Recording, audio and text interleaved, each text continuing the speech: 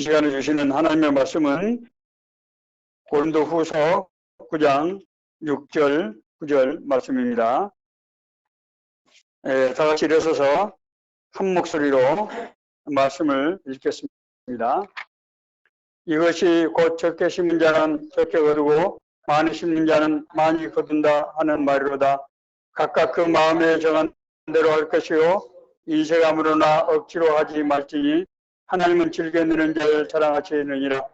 하나님은 능히 모든 은혜를 너희에게 넘치게 하시나니 이는 너희로 모든 일에 항상 모든 것이 넉넉하여 모든 착한 일을 넘치게 하려 하심이라. 기록된 바 그가 흩어 가난한 자들에게 주었으니 그의 의가 영원토록 있느니라 함과 같으니라. 아멘.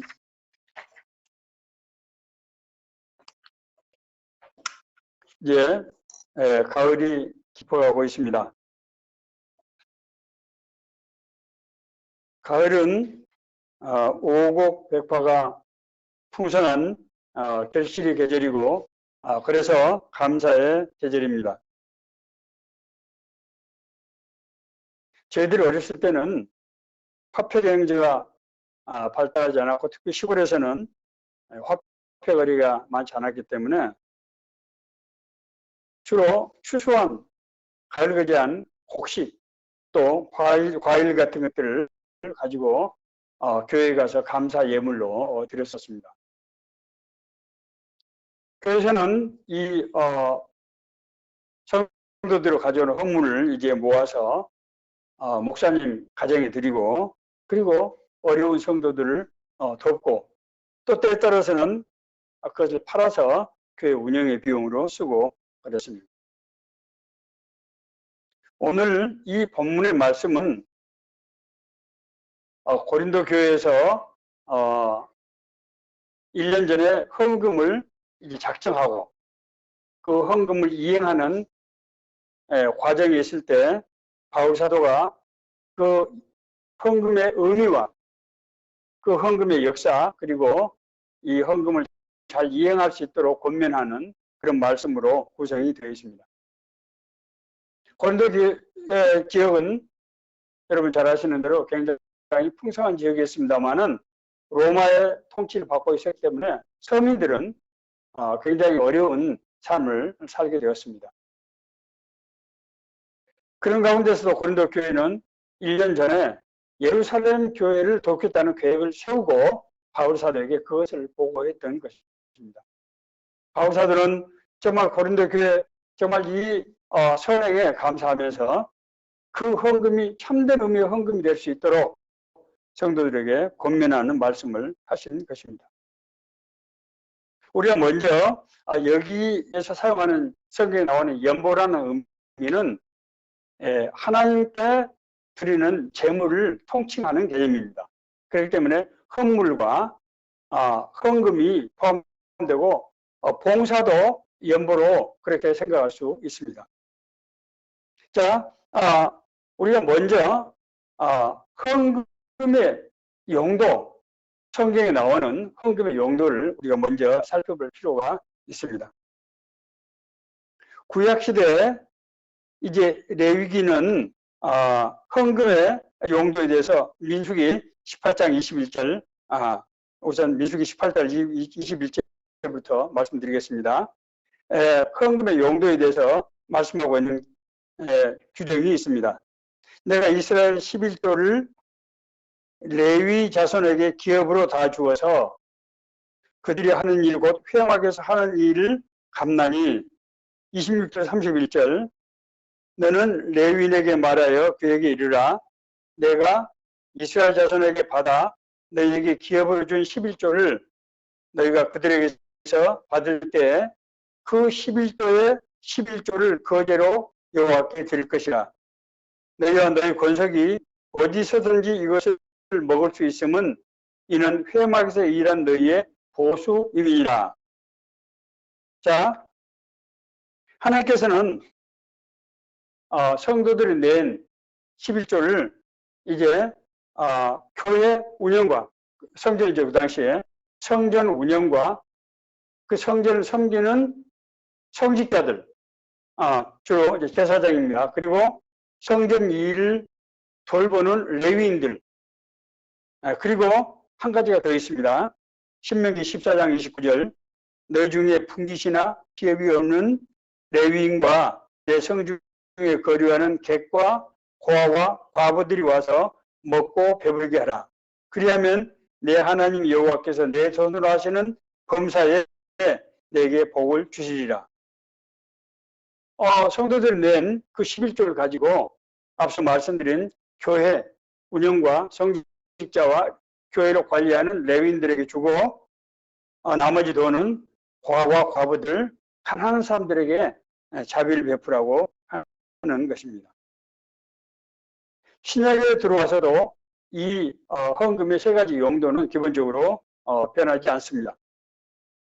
예수님께서 누가복음 11장 42절에서 화 있을진저 너희 바리새인이여 너희가 박하와 운향과 모든 채소의 11조를 드리되 공의와 하나님께 대한 사랑을 버리는도다. 그러나 이것도 행하고 저것도 버리지 말아야 할지니라. 신약에 오면은 11조의 개념이 훨씬 더 발전되어 가는 것을 볼 수가 있습니다. 11조 관행을 지키되 그 11조가 하나님의 의에 합당한 삶을 행하는 그 삶 위에서 그 삶과 같이 들어져야 된다고 하는 것을 강조하고 있는 것을 볼 수 있습니다. 바울사도는 성전에서 일하는 자들이 성전에서 나온 것을 먹으며 제단 섬기는 자들을 제단과 함께 나누는 것을 너희가 알지 못하느냐 이렇게 말씀하고 있습니다. 뿐만 아니라 하나님의 능히 모든 은혜를 너희에게 넘치게 하시나니 이는 너희로 모든 일에 항상 모든 것이 넉넉하여 모든 착한 일을 넘치게 하려 하심이라. 기록된 바 그가 흩어 가난한 자들에게 주었으니 그 의가 영원토록 있느니라 함과 같으니라. 바울사도는 특별히 가난한 자들에 대한 구제를 굉장히 강조하고 있는 것을 볼 수 있습니다. 따라서 교회에 드리는 헌물과 헌금은 첫째는 교회 운영, 둘째는 성직자의 사례, 그리고 세 번째로는 구제와 선교, 이 세 가지 용도로 성경은 말씀하고 있다고 하는 것을 우리가 확실히 알 수 있습니다. 자, 그러면은 오늘 바울 사도가 말씀하시는 바 헌금은 누가 헌금의 주체가 되는 것이며 어떻게 해야 합당한 헌금이 되는 것인가, 하나님이 받으실 만한 헌금이 되는 것인가 하는 문제입니다. 첫 번째로 헌금은 작정되고 준비되어야 합니다. 그러므로 내가 이 형제들로 먼저 너희에게 가서 너희가 전에 약속한 연보를 미리 준비하게 하도록 권면하는 것이 필요한 줄 생각하노니 이렇게 준비해야 참 연보답고 억지가 아니니라. 자, 우리가 헌금할 때 헌금 과정은 4가지 단계를 거치게 됩니다. 자, 첫째는 작정을 하는 것입니다. 작정한다고 하는 것은 내가 헌금을 해야 되겠다고 결정을 하는 것을 말하는 거예요. 그 다음에 작정을 하면은 이제 금액을 그 다음에 결정을 해야 될 것이고 얼마 동안의 기간에 내가 얼마의 헌금을 할 것인가 하는 것을 결정해야 되죠. 그렇죠? 세 번째는 이 헌금을 그러면 조달하는 방법을 하나님 앞에 기도하는 겁니다. 이 헌금을 내가 어떻게 해서 마련할 것인가. 네 번째로 이 헌금을 이행하는 것입니다. 마지막 단계에서. 자, 여러분 헌금을 그냥 주머니에서 이렇게 낸다 이렇게 생각하시면 안 됩니다. 헌금은 이 4가지 과정을 거치는 것입니다. 이것은 뭘 의미하는가 하면은 헌금이라고 하는 것은 단순한 기부금이 아니고 하나님의 뜻과 계획 가운데서 인도하심을 받는 사역 과정이다 하는 것을 알 수가 있는 것입니다. 왜냐하면 하나님께서 하나님께서 택하신 자녀들, 성도들에게 그들이 하나님 앞에서 일을 하실 때는 홀로 버려두지 아니하시고 하나님께서 인도하시는 것입니다. 너희 안에서 행하시는 일은 하나님이시니 자기의 기쁘신 뜻을 위하여 너희로 소원을 두고 행하게 하시나니. 이 말씀은 모든 성도들의 하나님 앞에서 하는 일에 적용이 되는데 특별히 헌금에도 적용이 되는 것입니다. 우리가 헌금을 할 마음을 주시는 것, 헌금을 얼마를 했으면 좋겠다고 생각하는 것들에게 하나님은 우리한테 어떤 느낌을 주시고 인도하심을 주시고 이끌림을 주시고 그를 통해서 하나님의 원래 계획을 이루어 가신다고 하는 것입니다. 하나님께서 우리 마음속에 헌금에 대한 어떤 그런 마음을 주시는 것은 다시 말씀드리면 하나님의 뜻과 계획이 우리에게 그렇게 이끌고 역사하신다고 하는 그것을 말씀드리는 것입니다. 그러므로 헌금을 할 때는 그냥 덜렁 하는 것이 아닙니다. 남의 눈치를 보고 하는 것이 아니다. 이렇게 되면은 하나님께서 받을 수 없는 그런 헌금이 참된 의미의 헌금이 되게 한다고 할 사도는 아주 명확하게 말씀하고 있습니다.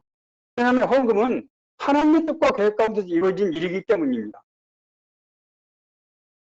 제가 섬기고 있는, 제가 지도목자로 섬기고 있는 그델스 월드 서울시 보건의료 성교회가 있습니다.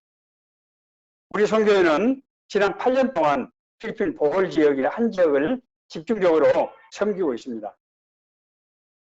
저희들이 그 사역계획을 할 때 1년 전부터 이 봉사, 이 계획을 하게 되는 것입니다.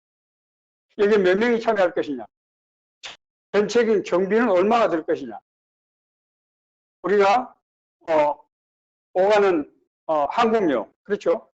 체제 경비, 그리고 우리가 가서 후원해야 될 금액들, 우리가 가지고 가는 의약품들, 이런 모든 것들 비용을 이제 계획을 하는 것이죠. 그때부터 우리 기도가 시작됩니다. 1년 동안 기도를 하는 겁니다. 그리고 마지막 2개월 동안 우리가 파송을 해서 집중적으로 금식하면서 기도를 하게 됩니다.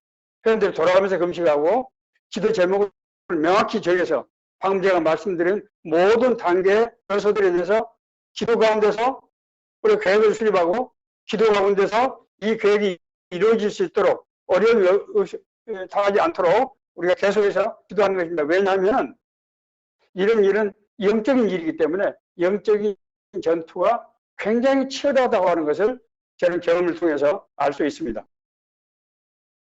그리고 이제 마지막 단계에서 마지막으로 파송 예배를 하고 그것을 시행하게 되는 것입니다. 이것이 바로 헌금의 과정입니다. 이것은 우리 해외 선교, 봉사 선교 과정뿐만 아니라 모든 헌금의 이 과정을 제가 지금 하나하나 사례로서 말씀드리고 있는 것입니다. 교회에서 교회를 운영하는 것이나 교회에서 어떤 건축을 하는 일이나 교회에서 구제를 하는 일이나 모든 것이 이런 과정을 거쳐서 이루어져야 된다고 하는 것입니다. 그렇기 때문에 헌금은 내가 돈을 내지만은 그것이 하나님의 계획에 내가 참여해서 하나님과 동역하는 과정이 되는 것이라고 하는 것을 절대로 잊어서 안 됩니다. 우리가 헌금을 위해서 작정하고 기도할 때 하나님께서 대개 떠오르시는 그런 생각을 어떤 생각을 주시게 됩니다. 이 생각을 우리가 잘 분별해야 됩니다. 이 생각은 내 마음에 물론 자기 자신이 그냥 결정할 수도 있겠습니다만은 대개 기도하는 헌금은 하나님께서 우리에게 생각을 주신다는 거예요. 그래서 우리가 이 금액을 결정하고 기도할 때 그 과정 가운데서 하나님께서는 내가 헌금해야 될 이유, 그리고 헌금의 의미 이런 것들을 깨닫게 해주시고 하나님께서 인도하신다고 하는 것입니다. 물론 우리가 하는 헌금의 용도를 모르고 하는 헌금도 있습니다. 그러나 나중에 우리가 결과를 돌이켜보면 모든 것이 아주 퍼즐이 맞춰지듯이 그렇게 아주 완전히 일치하는 그런 경험들을 많이 하게 됩니다. 달라스 윌라드는 하나님의 뜻을 분별하는 것과 관련해서 세 가지 요소를 얘기하고 있습니다. 첫째는 내가 하는 이 행위가 하나님의 말씀에 근거가 있는가, 합당한 것인가. 두 번째는 내가 처하고 있는 환경에 맞는 것인가. 세 번째는 이 일이 내 마음에 평강을 주는 것인가. 헌금도 마찬가지고 대표적인 사례입니다. 하나님께서 우리에게 마음을 주실 때 우리가 감당치 못할 마음을 주시지 않는다는 거예요. 어떤 데는 그 금액이 좀 커 보일 수도 있고 그렇지 않을 수도 있습니다만은 그럼에도 불구하고 하나님께서 주신 마음은 우리에게 감당할 수 있도록 예비하신다는 거예요. 그렇기 때문에 두 번째 하나님께서 오늘 바울사도 말씀하고 있는 것은 헌금은 하나님께서 준비하신다고 하는 거예요. 놀라운 얘기입니다. 오늘 우리가 헌금을 작정해서 그냥 내가 만들어서 내는 줄 알았더니 오늘 말씀은 하나님이 이것을 준비하신다는 거예요. 고린도후서 9장 8절입니다. 하나님이 능히 모든 은혜를 너희에게 넘치게 하시나니, 고린도 교회인들이죠. 넘치게 하시나니 이는 너희로 모든 일에 항상 모든 것이 넉넉하여 모든 착한 일을 넘치게 하려 하시니라. 그래서 착한 일이 하나님의 사역을 말하는 거예요. 하나님의 사역을 넘치게 하기 위해서 하나님의 자녀들에게는 어떻게 하신다고요? 너희들의 필요를 넉넉히 채우신다는 거예요. 넉넉하게. 여기서 모든 넉넉하게 세 번씩 반복하고 있어요. 이것은 하나님의 뜻과 계획 가운데서 헌금이 진행되는 과정이라고 하는 것을 말씀하고 있는 것입니다. 하나님께서는 우리의 필요에 넘치게 해주셔서 그 필요로 인해서 다른 사람을 돕게 하신다고 하는 것입니다. 아니, 하나님이 직접 주시지 않고 왜 우리를 통해서 하시는 걸까요? 뒤에서 이제 나오게 됩니다. 예수님께서는 제자들을 지방에 다니시면서 전도하러 훈련을 시키실 때 여행을 위해서 지팡이 외에는 양식이나 배낭이나 전대의 돈이나 두 벌로 또 가지지 말고 가라고 그렇게 말씀하셨습니다. 왜냐하면 그것을 공부할 사람을 하나님께서 예비하고 계시기 때문입니다.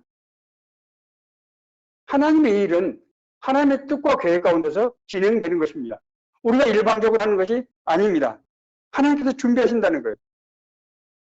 2012년도에 제가 예수전도단 훈련 갔던 얘기를 한 두 차례 말씀드린 적이 있습니다. 저희들이 훈련에 필요한 경비는 자기가 돈을 내서 조달하는 것이 아닙니다. 후원을 받습니다. 그러니까 남의 후원을 받아서 그것을 사용하는 것입니다. 그런데 대개 우리가 받은 후원금이 우리가 필요한 경비를 항상 초과하게 됩니다. 저희들은 이제 10명의 팀으로 가서 예산을 짜고 했는데 프로그램을 저희들이 받았는데 돈이 한 350만 원 정도 남았어요.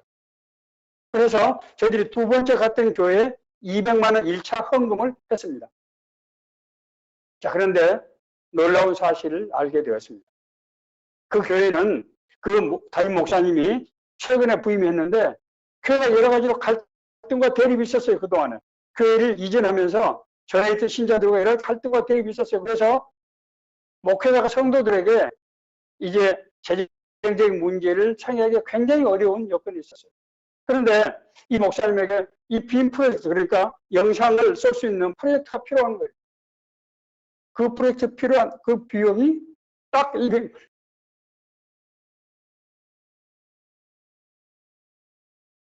하나님께서 계획하시고 인도하신다고 하는 것입니다. 각각 그 마음에 정한 대로 할 것이요. 인생함으로나 억지로 하지 말지니 하나님은 즐겨내는 자를 사랑하시느니라.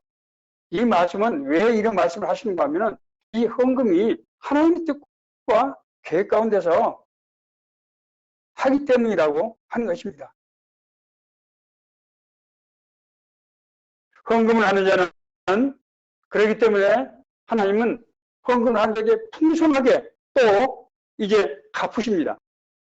왜냐하면 자기의 뜻과 계획 가운데서 하나님께 쓰임을 받았기 때문에 하나님께서 헌금한 자들에게 풍성한 것으로 갚으신다고요. 고린도후서 9장 9절 10절에는 이렇게 기록하고 있습니다. 기록된 바 그가 흩어 가난한 자들에게 주었으니 그의 의가 영원토록 있느니라 함과 같으니라. 흩어서 가난한 자에게 주면은 그 의가 영원토록 있게 되는데 심는 자에게 씨와 먹을 것을 양식을 주시는 이가 너희 심을 것을 주사 풍성하게 하시고 너희의 의의 열매를 더하게 하신다. 너희들이 흩어져 부지하고 하나님을 쓰면 하나님께서 그걸 갚아주시다는 거예요. 왜냐하면 이 일은 하나님의 일이기 때문에 그렇습니다. 우리가 헌금하는 일은 우리 일이 아니에요. 하나님의 일에 우리가 동참하는 것입니다. 하나님께서 우리를 택해서 그 일에 쓰임을 받게 하고 그 일에 동참한 사람들이 하나님이 갚아주신 거예요. 더 풍성하게. 헌금을 내가 기부한다고 생각하는 경우가 없지 않은 것 같습니다. 그러나 하나님께서 나를 통해서 자기 일을 하시고 그 하나님의 계획에 나를 동참시켜준다. 그리고 그 뒤를 또 나에게 보상으로 더 주신다. 이것은 엄청난 은혜입니다. 이것이 하나님께서 일하시는 방식이라는 거예요. 세 번째로 헌금은 하나님께서 한 몸 된 그리스도의 교회를 이루기 위한 하나님의 수단이라고 하는 거예요. 고린도서 9장 12절 14절을 제가 읽습니다. 이 봉사의 직무가 성도들의 부족한 것을 보충할 뿐 아니라 사람들이 하나님께 드리는 많은 감사로 넘쳐납니다. 이 직무를 증거로 삼아 너희가 그리스도의 복음을 진실히 믿고 복종하는 것과 그들과 모든 사람을 섬기는 너희의 후한 연보로 말미암아 하나님께 영광을 돌리게 하고, 세 번째로 또 그들이 너희를 위하여 간구하며 하나님께서 너희에게 주신 지극한 은혜로 말미암아 너희를 사모하느니라. 자, 바울 사도는 여기서 헌금이 가지고 있는 세 가지 의미가 굉장히 중요한 의미를 세 가지를 말씀하고 있습니다. 첫째로 헌금은 성도들의 필요를 채워주는 수단입니다. 하나님께서는 하나님이 직접 그 성도들에게 주시지 않고 하나님 택한 다른 사람을 통해서 우회하는 방법으로 그들에게 공부하게 하시는 것입니다.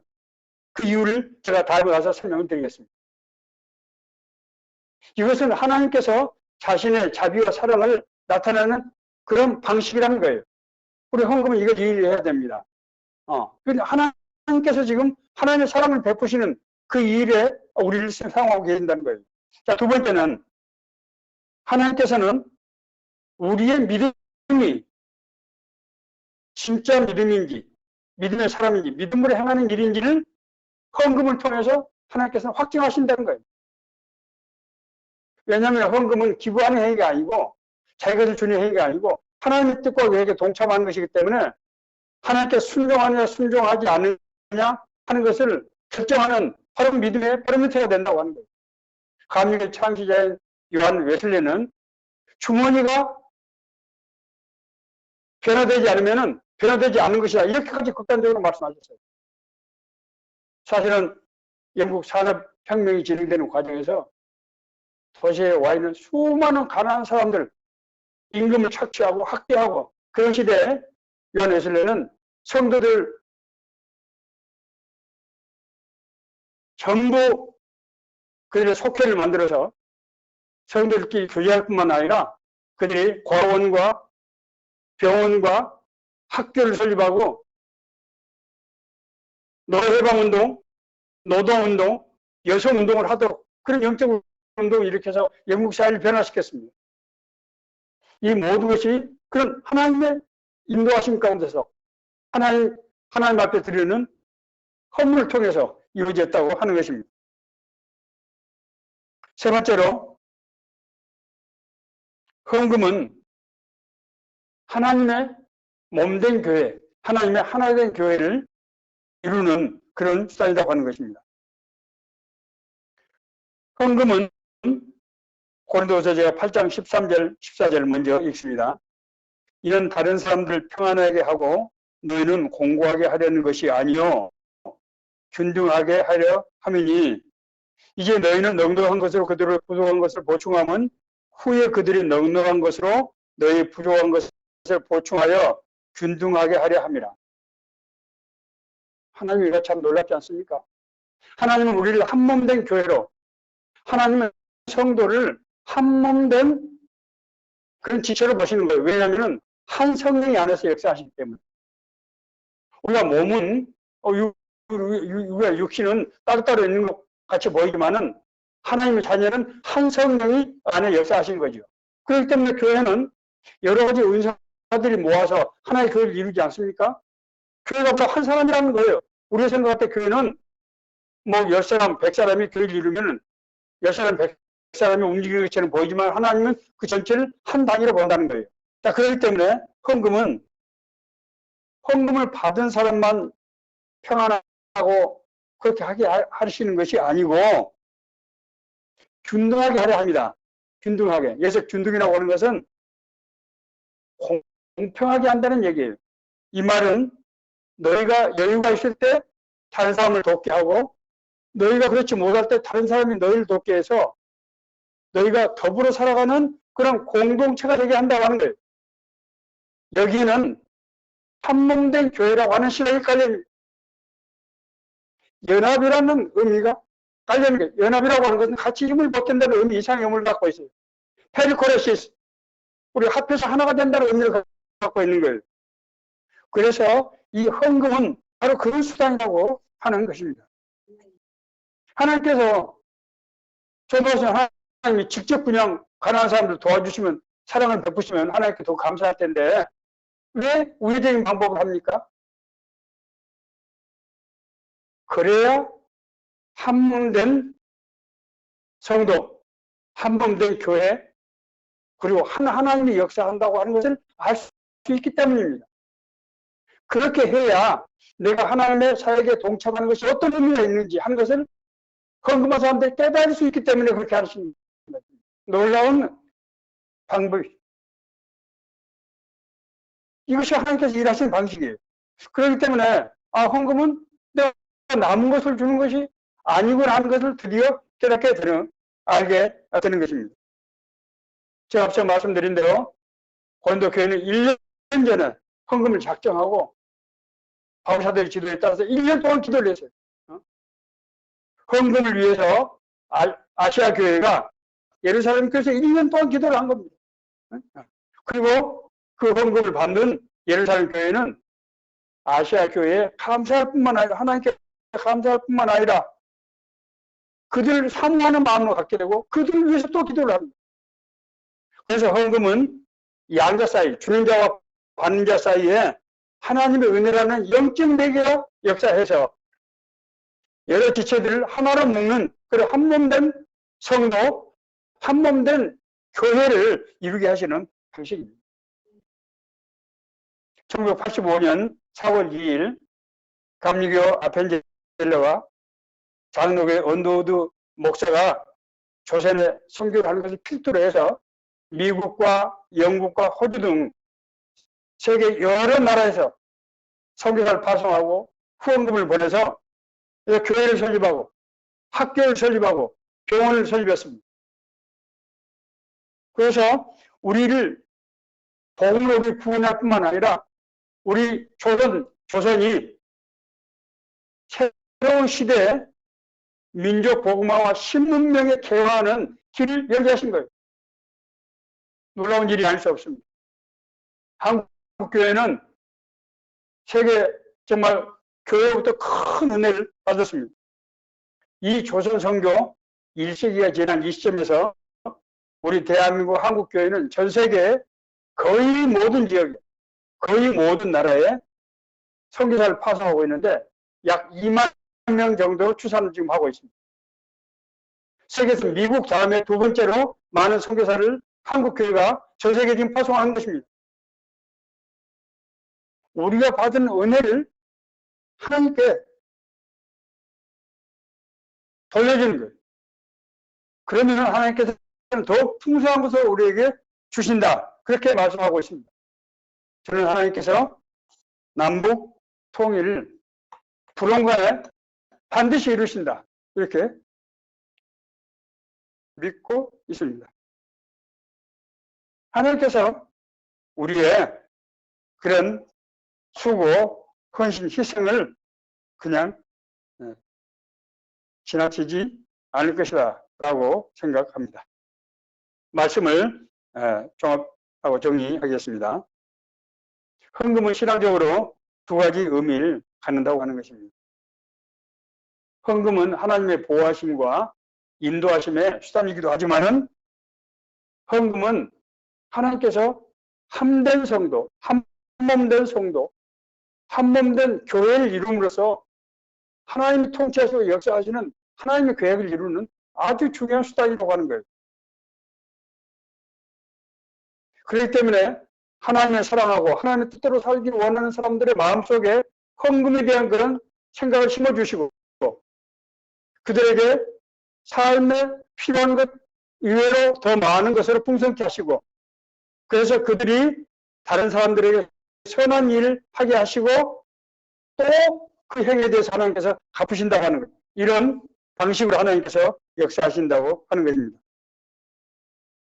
뿐만 아니라 헌금은 하나님께서 성도와 성도를 하나로 묶으시고 교회와 교회를 하나로 묶으시고 그래서 온 열방 지구촌이 하나님을 위해서 한 교회에 의해서 하나님의 뜻과 계획이 다스려지도록 그렇게 하신다고 하는 것입니다.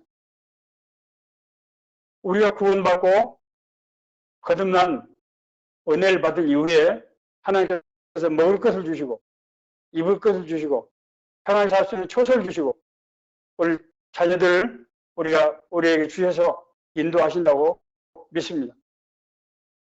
하나님께서 우리가 드리는 이 헌금의 의미를 오늘 깨닫게 해주시고 이것이 단순한 우리가 기부하는 것이 아니고 하나님의 뜻과 계획, 하나님의 아주 중요한 사역 이 두 가지 하나님의 자비와 공의를 베풀고 모두 이제 연합해서 하나가 되게 하는 이 일을 이루기 위한 그 과정에 우리를 동참시키시고 저희들에게 은혜를 베푸시는 그 사역이라고 하는 것입니다. 구원받고 거듭난 사람에게 하나님께서 우리의 그런 하나님의 영광에 참여할 수 있는 기회를 주시고 그를 통해서 하나님의 계획을 이루시는 오늘 이 본문의 말씀이 오늘 우리 삶에 주시는 하나님의 은혜의 말씀, 생명의 말씀 되기를 간절히 바랍니다.